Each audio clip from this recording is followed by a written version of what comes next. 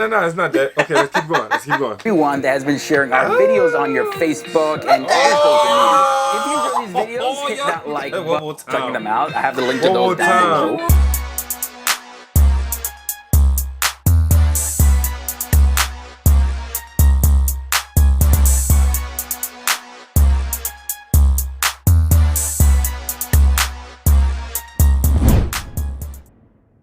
What's good, y'all? It's the Demouchet REACT, and we're back with another video. Who we got today, C? Today we're back with another American reaction. Super excited about this video, guys. If you're new to us and we're new to you, make sure you scroll down, hit that subscribe button, and turn on the post notification bell because we're on the road to 100K. And we cannot get there without you guys. Alright?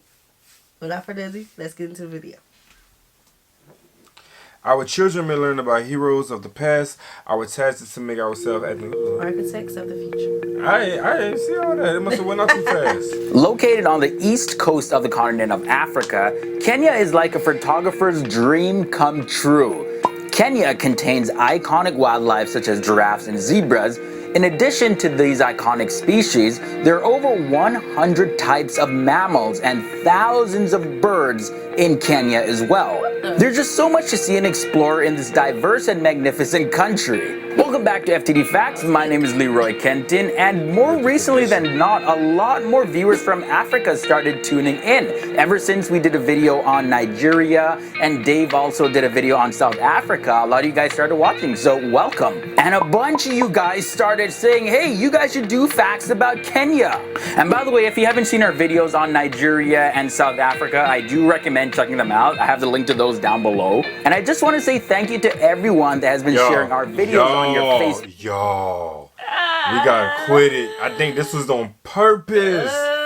That came from my wife talking about, yeah, you know that giraffe tongues are beneficial. You're going to, yeah. I'm it's like, antiseptic, and I'm like, okay. You know what they used to tell me when I was young? That a dog's mouth is cleaner than a human's. The cleanest tongue in the world. Something similar to that. And I'm like, yeah, but still. That's nice. They ain't gonna let my dog kiss me. Nah, that tongue.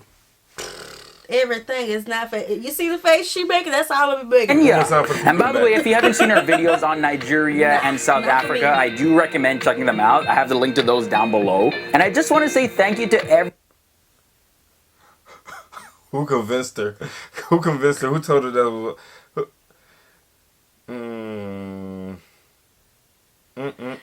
See, the tongue is bigger than my whole head. You would kiss the cheek at least? What? At a giraffe, would you kiss the cheek of a giraffe? I feel like ain't no way their face can be dirty. They're in the light sky all the time. This is not. I watch my dog. I observe my dog. I'm talking to you like you a stranger. I watch our dog. Right? And how she be wanting to come snuggle up to us, and I let her snuggle up to me. But baby, the moment she turned her face to me, I'm like, I see what she do. No, you're not licking me. I don't know, man. Animals' tongues is just built different. I like animals. See, I love them, Dion is making this a whole thing. Y'all about to come in on me. I know it's okay. No, it's not that. Okay, let's keep going. Let's keep going. Everyone that has been sharing our videos on your Facebook and other social media. If you enjoy these videos, hit that like button, checking them out. I have the link to those down below. And I just want to say thank you. I'm sorry. Did y'all not see that though?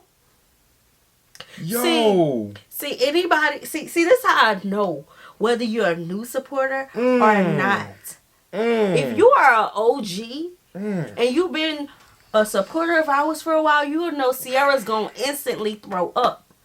So even if I wanted to try it, oh, Lord. my mouth wouldn't allow me to. I had a I'm going to tear. instantly throw up. I had a tear. But Dion ain't going to do it. We're going to dare Dion. We're going to dare Dion. Yeah, we're going to dare Dion. Hold on. Thank you to everyone that has been sharing our videos on your Facebook.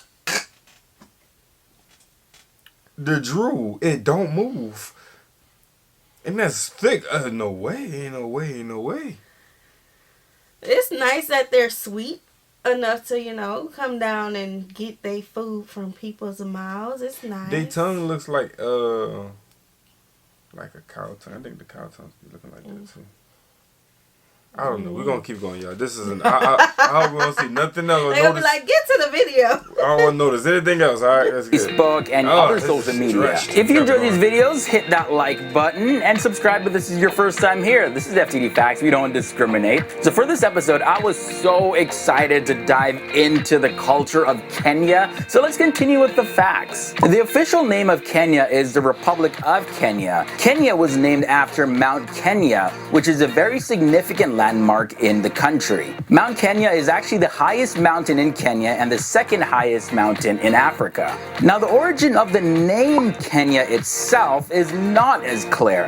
It's believed that the name Kenya is linked to the Kikuyu, the Embu, and the Kamba words Karinyaga, Kirenya, and Kenya. And those three words all mean God's resting place. And since we're just talking about mountains actually, let me know down in the comments section, where is the highest place that you have ever been to on this planet? It could be up in a roller coaster, it could be another mountain that you climbed, but don't say airplanes because I don't think those count. Now, did you know that the country Kenya lies directly at the equator? Like literally, if you take a look at the map, you'll see the equator running straight through the middle of Kenya. Kenya has a total population of 48.2 million people, and 3.5 of those people live in the country's capital, Nairobi. On top of being the capital city, Nairobi is the largest city in Kenya, and it's famous for having the world's only game reserve located in a major city. And that game reserve is the Nairobi National Park. And as you could imagine, having this sort of park located in a metropolis with animals like hyenas, cheetahs, and lions, there is some risk to the residents there. In the past, some of the lions have been shot and killed to protect the public. Because of this, lions are being fitted with tracking collars so that the park rangers can always know where they are. They hope that this will prevent any lions from crossing the borders of the park and into civilian territory. Now let's take a closer look into the history of Kenya. Many Kenyans were made to disperse throughout the world as slaves. This was done by Arabs, Europeans, and Americans during the 1600s and 1700s. Kenya's location in relation to the Arabian Peninsula invited this type of trade, and so the East African Swahili coast, where Kenya is located, was a very advanced and rich area. But because of the heavy trading by the Indian, the Persian, the Arabs, Indonesian, Malaysian, as well as some African and Chinese merchants, they all impacted the creation of the Swahili culture and language in that area. Arabic was the strongest language influence, and we can see the effect of the Arabic influence even in the name Swahili.